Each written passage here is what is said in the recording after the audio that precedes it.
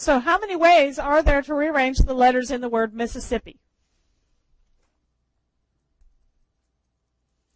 So again, what you should start doing is trying to figure out what does it look like when I do that. So I want to count all the ways of doing that. So, for example, I could put all the I's first, and then put the S's, and then put the P's, and then put the M's. So that's an example of one of the things that I'm counting. That's one of the ways of rearranging the letters.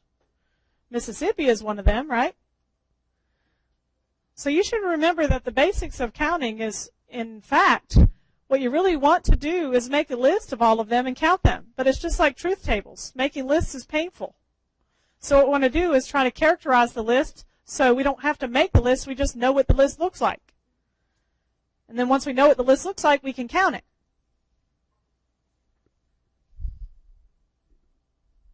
That's just one example.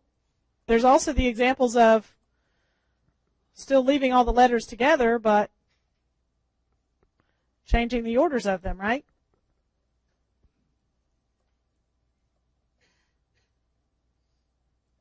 And I'm just glomming them together.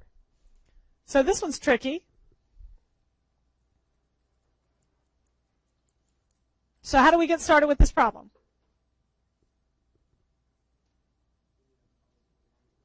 What'd you say? Figure out the different kinds of letters. That's one idea. So then what would you do after that?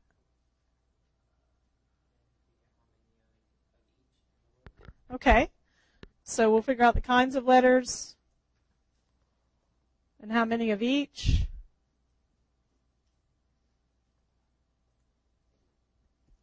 And then what?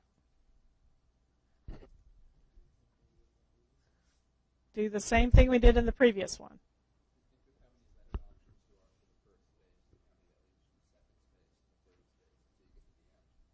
Okay, so we could look at the number of letter options for the first place. So we have to know how many total items we have, right? So we can actually start drawing our places. 1, 2, 3, 4, 5, 6, 7, 8, 9, 10, 11.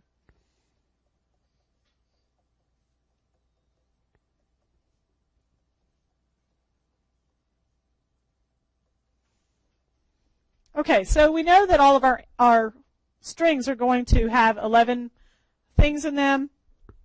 And I want to ask our standard questions first. Does order matter?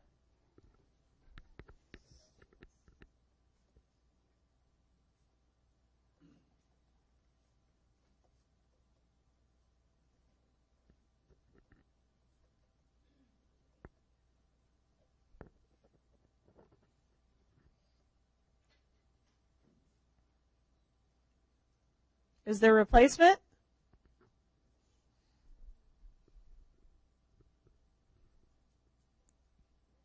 Kind of.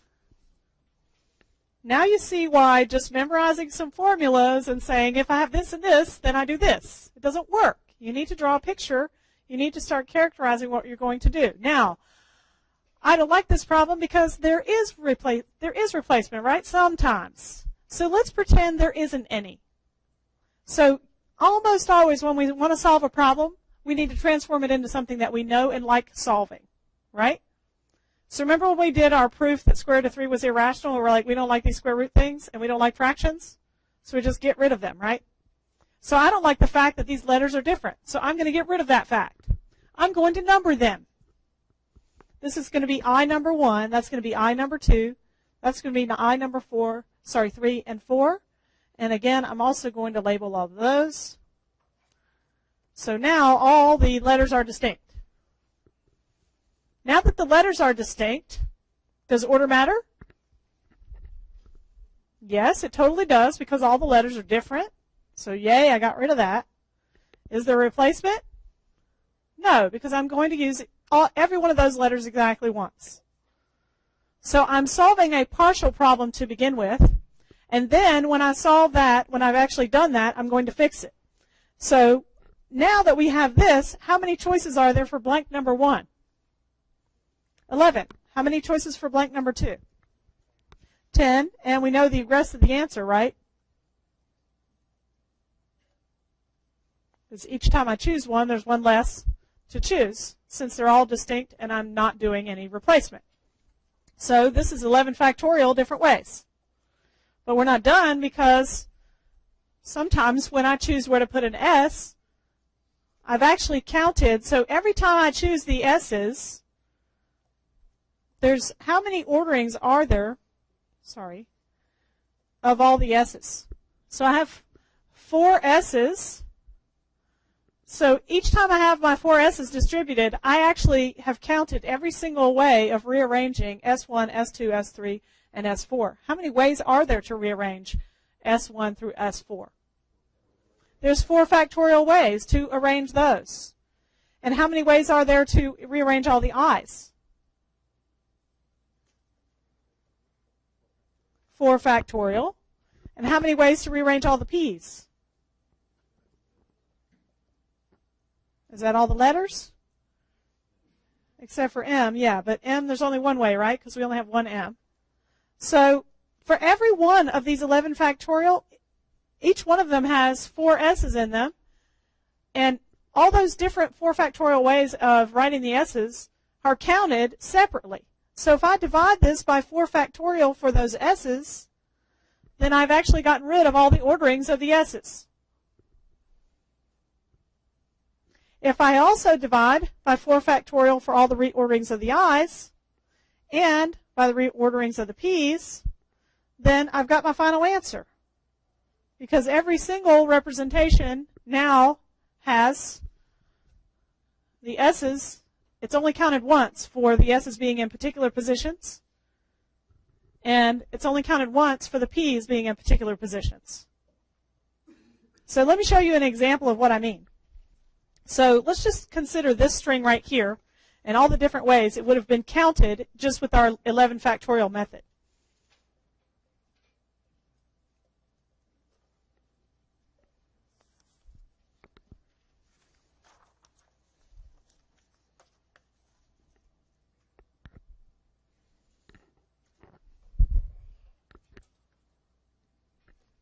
Y'all were slow on catching that one. It's that time of the semester, huh? Yeah, there's squiggles. Okay. So let's look at these different ways. Now, 4 factorial is kind of a lot, right? So how much is 4 factorial? 24. So there's 24 different ways. So if I just look at the I's, I would have 24 different ways this string would have been counted, right? Because I would have our first canonical ordering 1, and then the rearrangements of that.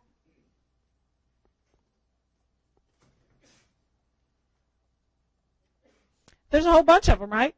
And it's hard to make sure you're going to write them all down, because if you don't have an ordering that you're going to do, you'll just write them down and start looking for ones that are missing, and that's pain. So I would have 24 different ways just to represent the same thing.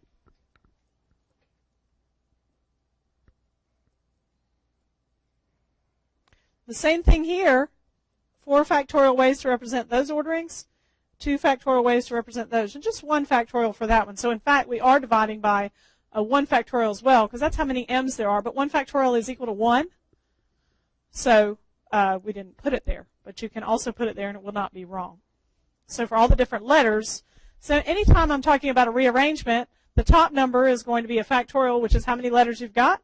The bottom is going to divide out, for each category of letters that you have, it's going to divide out a factorial for that letter, however many it was. So this is just one string, and then whatever string I have, if I interspersed these I's and S's,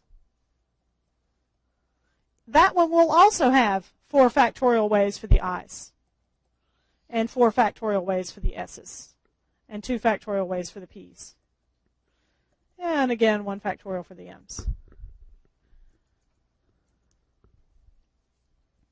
So with counting, you really do have to make sure you draw a good picture or get rid of the answers to questions you don't like. Like if you don't like the fact that there's a replacement, figure out how to get rid of it and then fix it. That's what we're trying to do with proofs or with counting things.